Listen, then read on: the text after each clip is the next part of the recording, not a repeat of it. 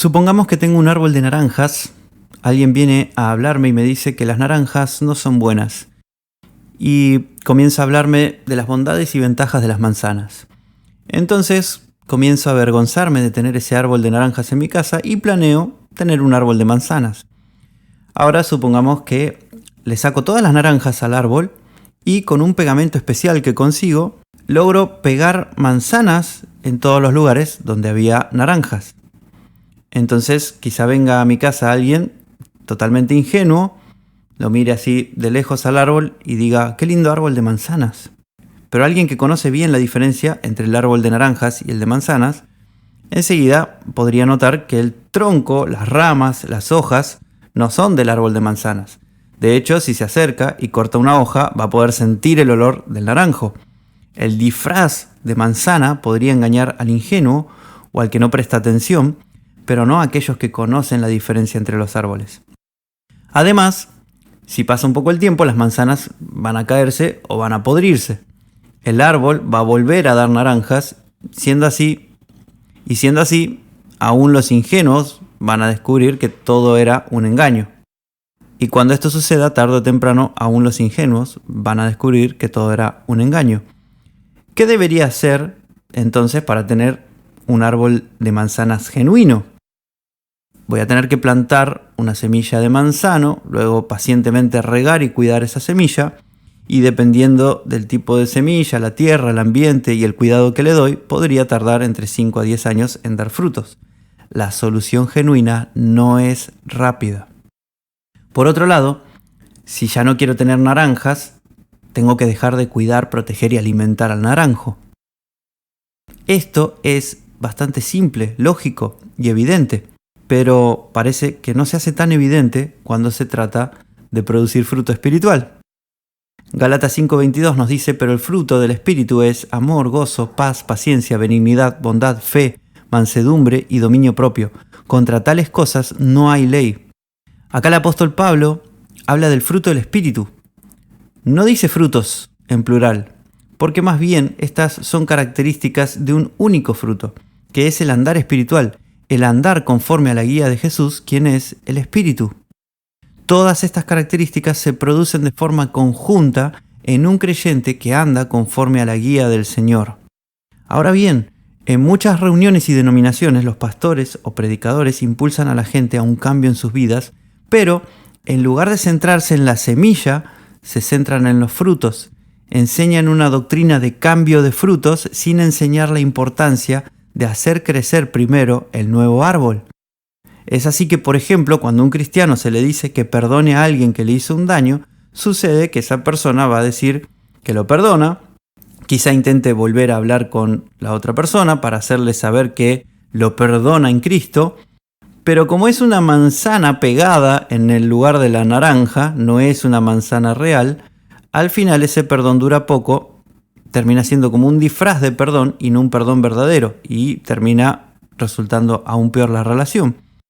Otro ejemplo es el de aquel que se le dice que no tiene que enojarse tan fácilmente, y quizá la persona quiere cambiar, y ante una situación estresante intenta contener su ira y puede que le funcione en ocasiones, pero si su interior no ha cambiado, en algún momento va a soltar todo ese enojo junto. Y aun si no lo hace, la ira contenida lo puede estar dañando también. Entonces, la solución para el cambio no es tratar de cambiar el fruto, sino cambiar la semilla. No tenemos que disfrazarnos de creyentes, tenemos que ser creyentes. Pero, ¿qué es un creyente? Algunos piensan que ser creyentes es hacer buenas obras, pero no es así. Hay incrédulos cuya conducta es mucho mejor que la de muchos cristianos. Ser creyente es creer en algo. Ser creyentes cristianos es creer en las instrucciones y guías del Señor Jesucristo. Andar en espíritu es andar conforme a la voluntad del Señor. Creer es sinónimo de confiar en la Biblia. Es actuar en base a una información que recibimos porque confiamos en aquel que da esa información. Para confiar en alguien tenemos que conocerlo. Así que si queremos creer más en el Señor, primero tenemos que conocerlo más, conocer la obra de Dios en Cristo, entender que Dios quiere lo mejor para nosotros y que hacer su voluntad es lo mejor para nuestras vidas. Hebreos 11:6 nos dice, y sin fe es imposible agradar a Dios, porque es necesario que el que se acerca a Dios crea que Él existe y que es galardonador de los que le buscan. Primera de Juan 4:16 nos dice, y nosotros hemos conocido y creído el amor que Dios tiene para con nosotros.